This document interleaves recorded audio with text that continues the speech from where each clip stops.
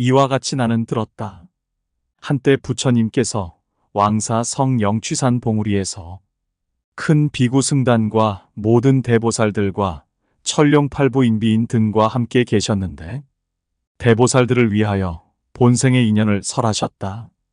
이때 부처님 앞에 큰 광명이 나타나 남연부재를 두루 비추고 점차 타방불국토까지도 비추었는데 그 광명 가운데서 개송을 말하는 소리가 들렸다. 대비와 해탈문을 성취하시고 항상 사바세계의 보타산에 계시면서 주야로 6가지 형상으로 변하여 세간을 관찰하시니 전생의 서원과 인연으로 일체 중생에게 이익을 준다네. 이때 법회의 대중들은 이 광명을 보고 개송을 듣고 나서 희유하다는 생각이 들어 괴이하게 여기지 않은 사람이 없었으며 차례차례 그 인연을 물었지만 답해주는 사람이 없었다. 이때 대중 가운데 총지자재 보살마하살이 자리에서 일어나 부처님께 여쭈었다. 세존이시여, 어떤 인연으로 이 광명이 나타나며 누가 이 광명을 놓았습니까? 저희들 대중은 이 광명을 보고 개송을 듣고 그 인연을 알지 못하오니 원컨대 저희들을 위하여 그 인연을 설해 주옵소서. 부처님께서 총지자재보살에게 말씀하셨다. 좋구나. 너희들은 자세히 들어라. 이곳에서 서쪽으로 20항하사 불국토를 지나서 한 세계가 있으니 이름이 극락이다. 그 국토의 중생들은 모든 고통이 없고 오직 모든 즐거움만을 받는다. 그 국토에 부처님이 계시니 명호가 아미타불이며 삼승의 성중이 그 국토에 충만하다. 그 가운데 일생보처 보살이 있으니 이름이 관세음자재로 오랫동안 선근을 심고 대비심의 행원을 성취하였는데 지금 이 국토에 와서 정토에 왕생하는 본말인연을 보여주고자 하여 이 광명이 나타나서 널리 세계를 비추었느니라. 오래지 않아서 스스로 올 것이니 너희들은 그에게 개송의 인연을 물어라. 이때 관세음 보살마하살이 백천의 큰 보살대중을 데리고 함께 영취산 봉우리에 와서 부처님께 머리를 조아려 예배하고 찬탄하며 공양을 마치고 한쪽에 물러나 앉았다. 이때 총지자재보살이 부처님의 위신력을 받들어 관세음보살 앞에 가서 서로 위문하고 나서 관세음보살에게 물었다. 선남자시여, 광명을 놓고 미묘한 개송을 연설하신 본말인연을 알지 못하겠으니 그 뜻이 무엇입니까? 관세음보살이 총지자재보살에게 말했다. 과거에 말할 수 없는 아승직업 전에 남연부재의 한 국토가 있었는데 이름이 마열바타였다. 그 국토에 한 바라문이 있었는데 이름이 장나였으며 그 집안은 부유했다. 그에게 아내가 있으니 이름이 마나스라였는데 자식이 없어서 부부가 항상 한탄하며 말하기를 우리들은 재산이 풍족하지만 자식이 없으니 이것이 한이 되니 천신에게 기도하여 자식을 구합시다고 하였다. 그 부인은 오래지 않아서 잉태하여 아들을 낳았는데 단정하기가 비할 데가 없었다. 아들이 3살이 되자 또 아들을 낳았다. 바라문은 2아들을 얻고 환희하여 뛸 듯이 기뻐서 점쟁이를 불러서 2아들의 점을 보게 했다. 점쟁이는 2아들을 보고 기뻐하지 않고 말없이 묵묵히 있다가 말했다. 이 아이들은 비록 잘생겼지만 머지않아 부모와 헤어질 것입니다.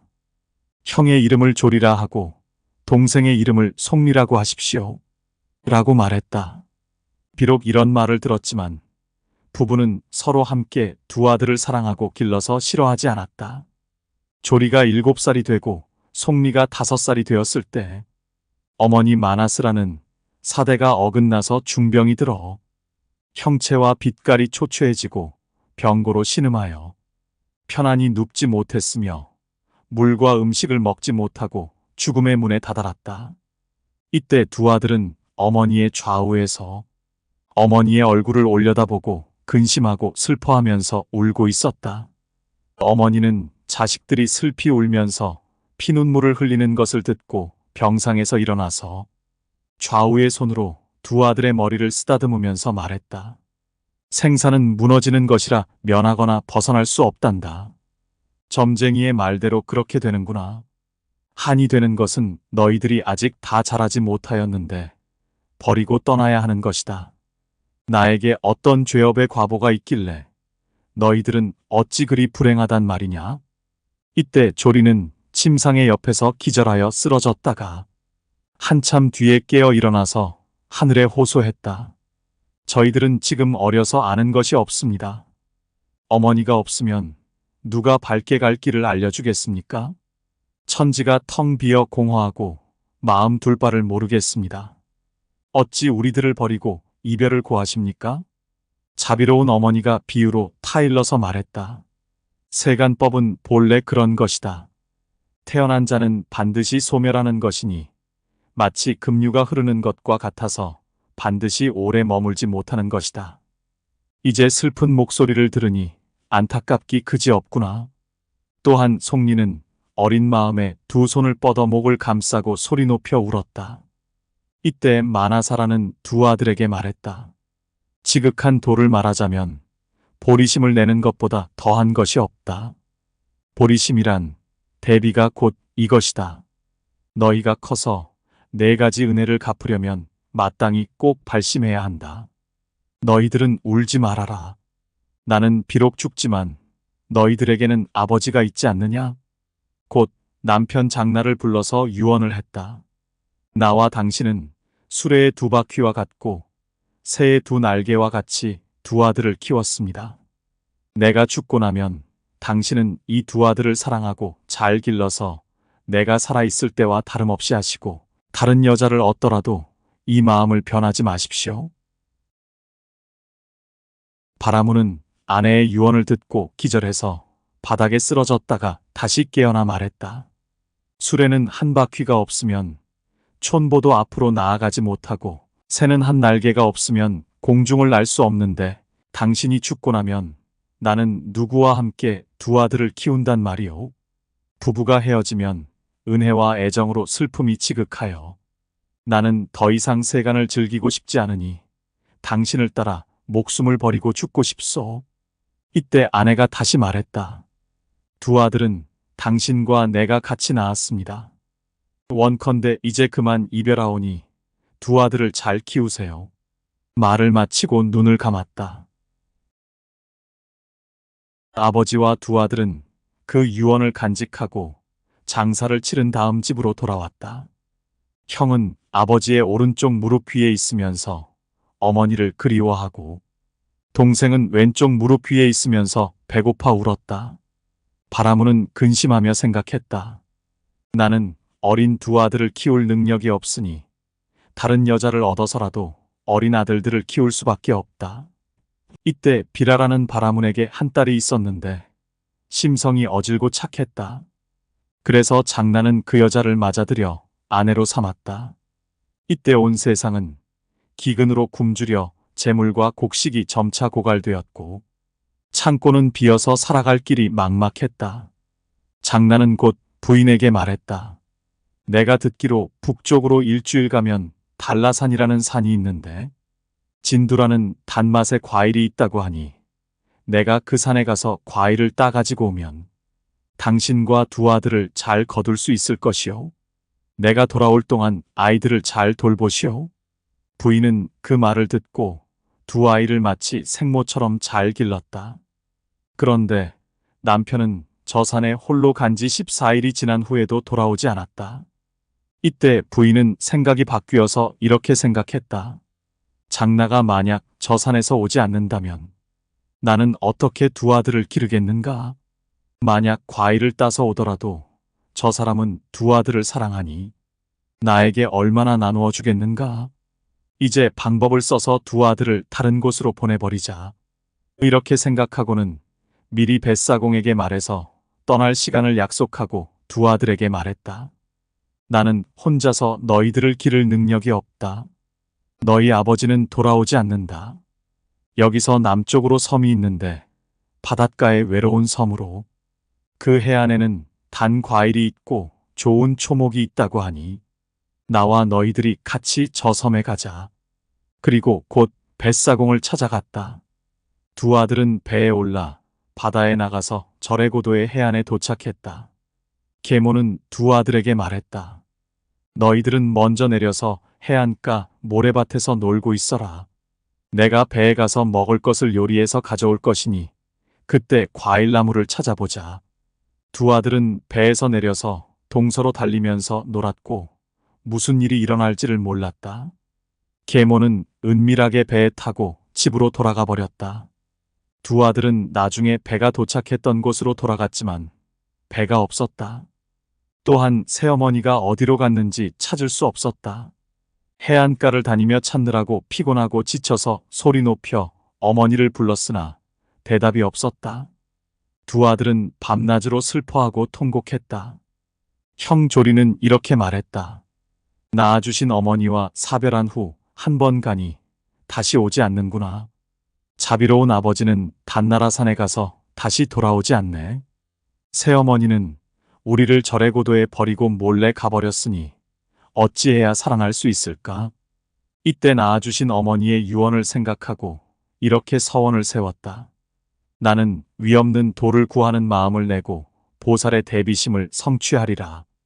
해탈문을 수행하고 먼저 남을 제도하고 난 후에 나는 성불하리라. 만약 부모가 없는 사람에게는 부모의 모습을 나타내고 스승과 어른이 없는 사람에게는 스승의 모습을 나타내고 가난하고 천한 사람에게는 부귀한 몸을 나타내고 국왕, 대신이나 장자, 거사나 재관, 바라문이나 사중팔부의 일체의 부류의 중생들을 따라 몸을 나타내지 않음이 없으리라. 원컨대 나는 항상 이 섬에 머물면서 시방세계의 국토에 나타나 능히 중생들에게 안락을 베풀리라. 내 몸이 산화대지로 변하고 초목이나 오곡이나 단과일 등으로 변하여 이것을 먹고 수용하는 사람이 빨리 생사의 고통을 벗어나게 되기를 서원합니다. 원컨대 나는 어머니께서 태어난 곳을 따라 태어나고 아버지가 태어난 곳을 떠나지 않기를 서원합니다. 이와 같이 100가지의 서원을 세우고 목숨을 마쳤다. 아버지 장나는 단나라 산에서 진두의 과일을 따서 집으로 돌아왔다. 먼저 두 아들의 안부를 물었다. 계모는 대답했다. 당신 아들들은 지금 음식을 빌기 위해 나갔습니다. 그 아버지는 친구의 집에 찾아가서 아들의 소재를 물었다. 친구는 대답했다. 자네가 집을 떠난 후 14일이 되어 계모가 아이들을 남해의 절에고도에 보내버렸으니 굶어 죽었음에 틀림없다. 이때 장나는 탄식하고 흐느껴 울며 후회하고 자책했다. 내가 단나라 산에 가서 단 과일을 따오려고 한 것은 두 아들을 키우기 위함이었는데 나에게 무슨 죄가 있어서 이렇게 홀연히 두 아들과 이별한단 말인가. 먼저 아내와 이별할 때도 슬픔을 참기 어려웠는데 이제 또 생이별을 한다니 참으로 괴롭구나. 이에 곧 작은 배를 구해 절에고도의 바닷가에 도착하여 사방으로 달려다니며 찾았다. 오직 백골이 한 곳에 모여 있을 뿐이었으며 옷은 여기저기 해안가에 널려 있었다. 이에 이것이 내 아들들의 죽은 뼈로구나 하고 알았으며 옷과 뼈를 수습했다. 장나는 울며 통곡하고 나서 서원을 세웠다. 원컨대 나는 모든 악한 중생들을 제도하여 해탈하게 하고 속히 성불하리라. 내 몸이 혹은 대지로 변하고 물과 불과 바람으로 변하며 초목과 숲으로 변하여 중생들의 의지처가 되고 혹은 오곡으로 변하여 이 곡식을 먹는 중생들의 몸을 배부르게 하고 혹은 천신이나 인간이나 귀신이나 일체 귀천의 가지가지 형상으로 어느 불국토라도 몸을 나타내지 않음이 없을 것이다. 이와 같이 500가지 서원을 세웠다. 또한 서원하기를 나는 항상 사바세계에 머물고 설법하고 교화하리라. 이렇게 서원을 하고는 음식을 먹지 않고 목숨을 마쳤다. 이때 연부제는 크게 진동하고 모든 천신들이 와서 모였으며 들짐승과 날짐승들은 슬프게 울부짖고 편안치 않았고 공중에서 화신으로 변하여 모인 천신들은 백골에 공양했다. 이때 바라문 장나는 지금의 석가모니열애의 몸이었고 낳아주신 어머니 마나스라는 서방의 아미타열애의 몸이었으며 형 조리는 나의 몸이었고 동생 송리는 대세지보살의 몸이었습니다. 친구는 그대 총지 자제보살의 몸이었으며 과거의 단나라산은 지금의 영취산이며 과거의 절해고도는 지금의 보타락 가산입니다. 겁이 무너질 때 기세간이 비록 무너지지만 겁이 이루어질 때는 먼저 이 산의 모양이 다시 나타나며 저 산의 북쪽에는 굴이 있는데 그 안에 금강과 같은 큰 바위가 있으니 이름을 보업이라고 하는데 나는 항상 그 바위 위에 있으면서 대비와 해탈문을 설하여 중생들을 성취시킵니다. 이곳은 옛적에 조리의 몸이었을 때 발원한 곳이니 보타락 가산의 봉우리에 기묘하게 장엄된 7보의 전당이 있어 나는 항상 이 보배궁전에 머물면서 중생들에게 불법을 보이고 가르치고 이익을 주고 기쁘게 합니다. 이 산은 과거에 부모를 찾던 곳이며 나는 저곳에 의지하여 정토에 왕생하고 불퇴전의 보살 지위를 얻기를 사유하였으며 과거에 몸을 버린 곳을 사유했으므로 항상 저 산에 머무는 것입니다. 많은 종류의 들짐승과 날짐승들을 과거에 내가 교화했었으며 초목은 몸을 버렸던 곳을 향해서 그 잎을 늘어뜨리는 모습을 나타냅니다. 광명 가운데 개송의 뜻은 이와 같음을 알아야 합니다. 시작과 마지막의 인연이 이와 같습니다. 이때 석가모니열애께서 관세음보살을 찬탄하셨다. 좋구나. 그대의 말과 같다. 왕생인연의 하나하나가 이와 같다. 너희들은 마땅히 알라. 오늘과 마찬가지로 나와 아미타불은 한 교화의 시작과 끝이 되느니라. 마치 부모에게 한 아들이 있는데 어려서 우물 밑바닥에 떨어진 사고를 당한 것과 같으니라. 그 아버지는 우물 바닥에 들어가서 그 아들을 구해서 언덕 위로 내놓으면 그 어머니가 언덕 위에 있다가 아들을 받아서 안아 키우며 모든 친속들이 어머니의 양육을 도와 그 아들과 친구를 맺으면 그 아들은 다시는 본래 우물의 더러운 곳에 돌아가지 않는 것과 같다. 나는 자비로운 아버지와 같고 오타각세의 중생들은 마치 우물에 빠진 어린아이와 같으며 아미타불은 마치 언덕 위에 있는 어머니와 같고 정토의 관세음보살 등은 마치 친구와 같으니 한번 불퇴전을 얻으면 다시 오탁의 더러움에 돌아가지 않느니라. 마땅히 알라. 내가 이 사바세계의 오탁의 더러움 가운데 들어가 육도의 어리석은 중생들을 교화하여 이 중생들이 정토에 태어나면 아미타불이 이들을 인도하여 버리지 않으며 관세음보살과 대세지보살이 지켜보호하고 이들이 물러나지 않는 불퇴전이 되면 다시 오탁의 더러움에 돌아가지 않는 것과 같다. 이 모든 것이 과거 전생의 서원의 인연에 의지한 것이니라. 이때 아미타불께서 무수한 백천의 성인 대중들과 함께 공중에 나타나셔서 개송을 설하셨다. 좋구나 석가모니불이여. 오타각세의 더러움 가운데서 중생을 이롭게 하네. 나의 이름을 듣는 자나 몸을 보는 자는 결정코 성불하나니 과거 전생의 인연 때문이니라. 내가 이제 와서 공중에서 몸을 나타내니 나의 국토에 와서 태어나고자 인연을 닦는 자는 그가 임종시에 내가 반드시 와서 서방에 영접하리라.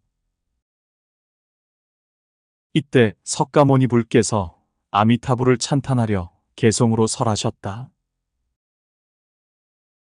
좋구나 양족존이여. 능히 사바세계를 이롭게 하고 진실한 법을 증명하시며 대자대비로 일체 중생에게 베푸시니 만약 무거운 악업의 장에 있으면 정토에 태어날 인연이 없지만 아미타불의 서원의 힘에 이끌려 반드시 안락국에 태어나리라. 만약 사람이 많은 죄업을 지으면 마땅히 지옥 가운데 떨어져야 하지만 임종시 잠깐 아미타불의 이름 들으면 맹렬한 지옥불이 즉시 청량해지리라. 만약 아미타불을 염하면 곧 한량없는 죄업을 소멸하고 현생에는 비할 수 없는 즐거움을 받고 후생에는 반드시 정토에 왕생하리라. 이때 관세음 보살이 자리에서 일어나서 개송을 설했다. 두 부처님은 마치 해가 뜬 것과 같아 능히 생사의 어둠 깨뜨리네 정토에 왕생하는 인연을 나타내시니 이 인연은 겁을 지나도록 무너지지 않네. 나는 무량겁전에 절의 고도에서 발심할 때의 인연을 생각하여 항상 보타락가산에 머무르나니 과거의 생사의 세계에 있을 때 두 부처님이 나의 부모가 되시고 이제 한 분은 정토, 한 분은 예토에 계시니 두 부처님이 서로 도와서 세간을 교화한다네. 이때 대세지보살이 개송을 설했다. 나는 초발심한 때로부터 두 부처님 따라서 떠나지 않았으며 이제 과거의 인연을 듣고 인연이 다하지 않았음을 능히 알아서 내가 한 발을 움직일 때는 사막도의 중생들 고뇌를 여의고 만약 정토에 태어날 때는 내가 손을 내밀어 서방에 영접하리라. 이때 총지자 제왕보살이 역시 개송을 설했다. 나는 옛적의 친구였나니 오늘의 능히 이 인연 알았네. 미래의 이 인연 듣는 사람은 결정코 정토에 왕생하리라. 이때 아미타불이 홀연히 나타나지 않았다. 대중들은 환희하고 예배하고 물러갔다.